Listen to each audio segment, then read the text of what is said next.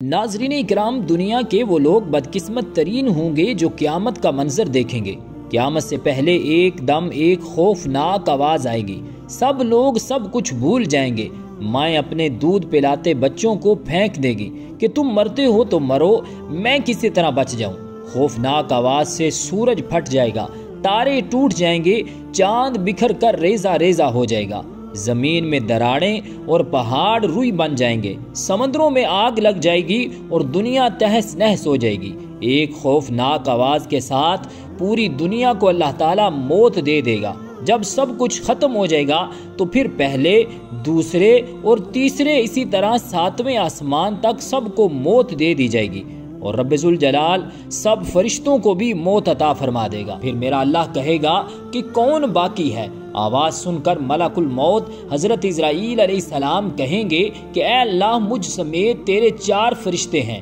یہ جبرائیل علیہ السلام ہیں، میکائیل علیہ السلام ہیں، اسرافیل علیہ السلام ہیں۔ اللہ تعالیٰ فرمائے گا کہ جبرائیل اور میکائیل علیہ السلام مر جائیں۔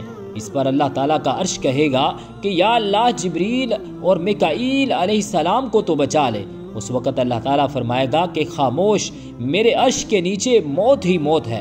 پھر دوبارہ اللہ تعالیٰ فرمائے گا کہ کون باقی ہے؟ جواب آئے گا کہ عرش کے فرشتے یعنی اسرافیل علیہ السلام اور میں یعنی اسرائیل علیہ السلام۔ پھر اللہ فرمائے گا کہ اسرافیل علیہ السلام مر جائے۔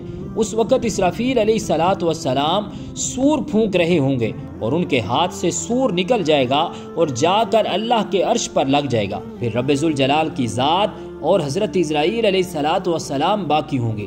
حضرت اسرائیل علیہ السلام موت کے خوف سے کانپ رہے ہوں گے۔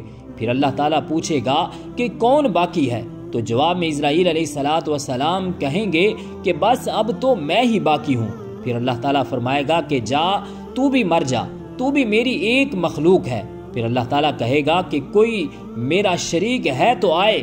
پھر اللہ تعالیٰ زمین و آسمان کو ایک جھٹکا دے گا اور کہے گا کہ آج بادشاہ صرف میں ہی ہوں۔ رب ذوالجلال ہم سب کو قیامت کی ہولناکیوں سے محفوظ فرما کر فکر آخرت کی توفیق اور ہمت عطا فرمائے۔